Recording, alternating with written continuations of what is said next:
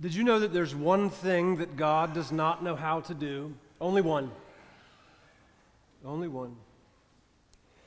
One thing God does not know how to do. God does not know how to be absent. Try as he might, God cannot figure out how to be absent. That's from a teacher, Martin Laird. You're going to hear that again, but I'm not going to quote him, so we'll get that out of the way. There's another thing I want to tell you that I'm not going to give attribution to in this sermon, so I'll tell you right now. Another teacher named James Finley said this about God. The love of God will protect you from nothing, even as it unexplainably sustains you in all things. So when you hear those lines, they're not mine, but I've just given credit where it's due. So some of Jesus' early disciples were offended by his teaching, so they left him. He turned to his 12 closest friends and he asked them, "Are any of you offended too? Do you want to leave as well?"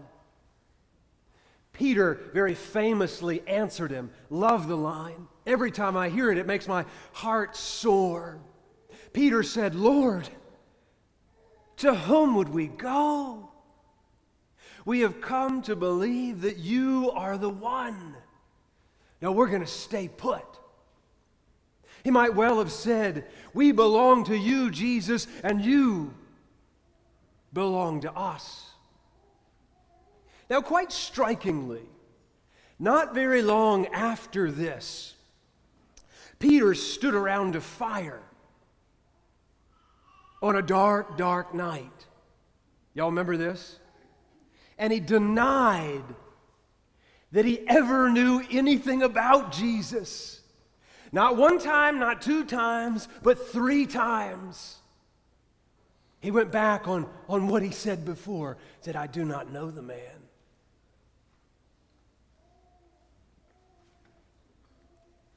Santino Ladu was born into a Christian family in a small village in South Sudan in the early 1980s. And a civil war in those days, a civil war raged all around Santino's village. Had been going on since the day he was born.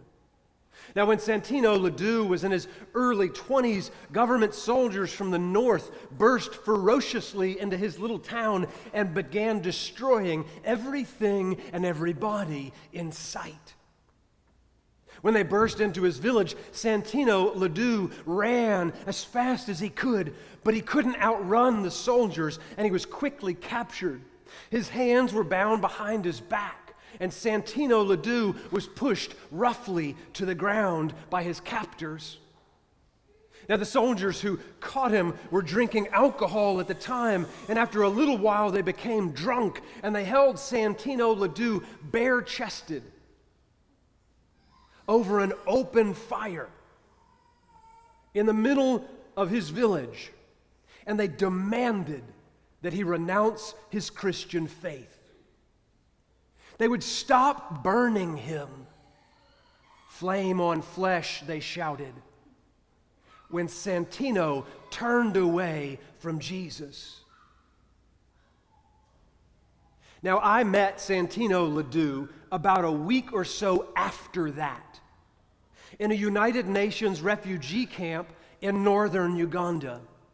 Santino caught my eye in a crowd of thousands of refugees because he was easily the tallest person in the crowd. He was thin as a rail and well over 6.5 feet tall. I was drawn to him like metal to a magnet. As I worked my way through the crowd, we eventually drew closer, and when we got really close, I noticed that Santino was nervously fiddling with the buttons on his shirt. He was wearing a button-up shirt, and he was buttoning and unbuttoning, buttoning and unbuttoning, buttoning and unbuttoning the top 2 buttons. And when I approached him, I asked through an interpreter if he was okay, which was an insanely foolish question to ask a refugee in a refugee camp in this desert land of northern Uganda, but it's all I knew to say, so I asked him if he was okay through the interpreter, and when I asked him that, he unbuttoned all the buttons on his shirt, revealing a burn the size of a dinner plate in the very center of his chest. And I asked him how he got burned, and he told me about the soldiers. And then I said, "How did you get away from them?"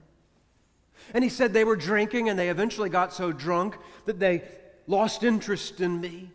Then they fell asleep. And when night came, I crawled away in the dark, said Santino Ladu. And when I got clear of the village, he said, I got up and I ran.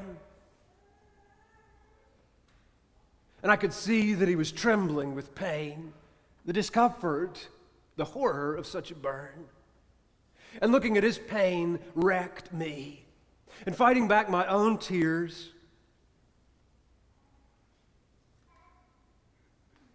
I said, Santino, why didn't you renounce him? Why not just renounce Jesus? No one would have held it against you. Least of all, Jesus himself. You could have died. I said, why not just do what they wanted you to do and spare yourself all that injury, all that burning pain?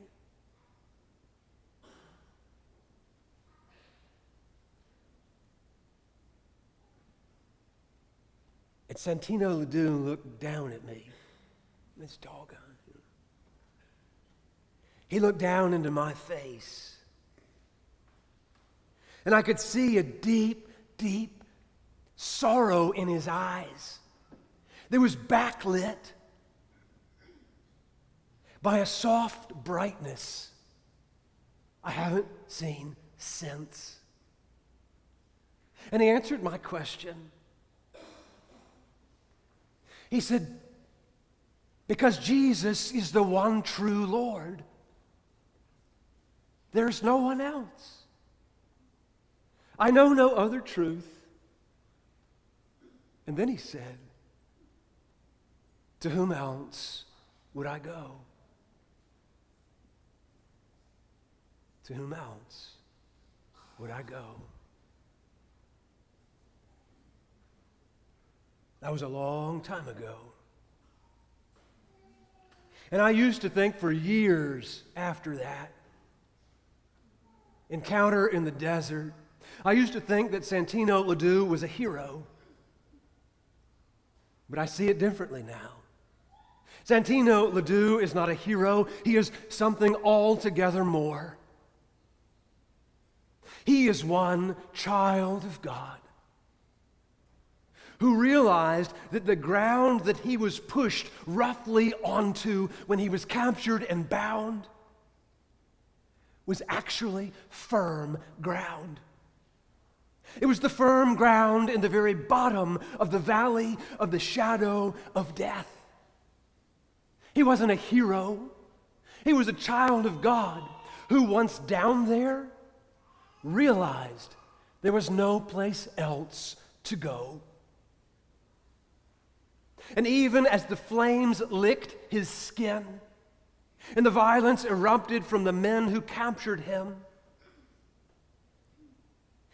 on that firm ground, it didn't cross Santino's mind to be offended by Jesus or to leave him, because what he found was Jesus was there with him. You see, there is nowhere that God is not. The one thing Jesus doesn't know how to do, try as he might, he doesn't know how to be absent. Jesus was burned with Santino. And what became clear to Santino Ladu in that terrifying burning moment is this. The love of God would not protect him from persecution, but it would unexplainably sustain him in all things, even and especially in this tremendous moment of suffering. You see, Santino discovered his true identity buried deep within the silent center of his own soul that day. He discovered that he is not a prisoner. He is not a victim. He's not even a refugee. He's not a hero. He's something altogether more. He is a person, a child of God, who knows in his marrow what it is to belong to Jesus. And at the very bottom of his suffering, I want to try to say something. It's kind of important. I don't know if it'll land. At the very bottom of his suffering, Santino Ladu found what Thomas Merton once called the hidden ground of love.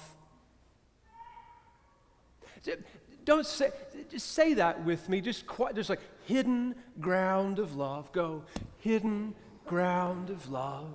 Santino found what Thomas Merton once called the hidden ground of love, which is a place within his own broken body where his source and that of God are one.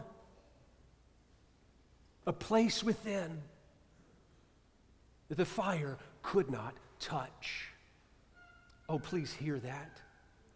Because that hidden ground of love is within each one of you, a place within that the fire that day could not touch. And there Santino found Jesus, and together, I said together, they endured and emerged to proceed into the world with love, and thus the words of Peter became Santino's own. When I asked him that question that day, why didn't you renounce Jesus, Santino? And he said back to me, to whom else would I go? He, Jesus, is the Holy One of God. To whom else would I go? Oh my God.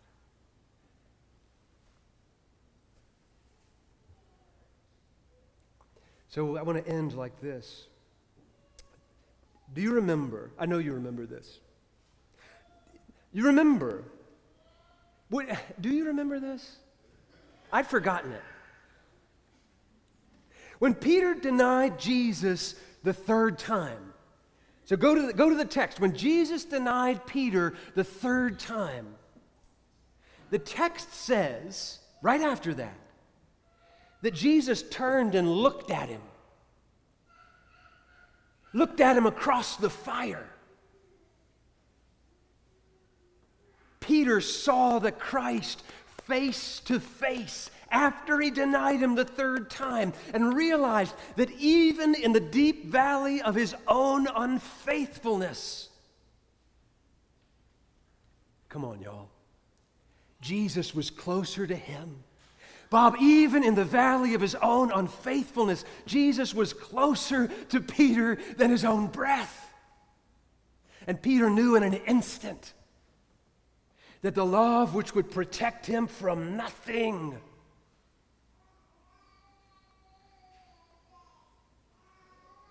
but sustain him in all things dwelled deep within his own body. The hidden ground of love. This is the love. You got to know this. Please know this. This is the love into which we are all invited. So what are you going through? Huh? Everybody I know, including me, is going through something. What are you going through? What fire are you being held over? Know this. When there's no place else to go, the ground underneath your feet is firm. Jesus, Peter, and my man Santino Ladu are there with you and within you. So when you're down there, look up and carry on. You belong to God. And baby, God belongs to you.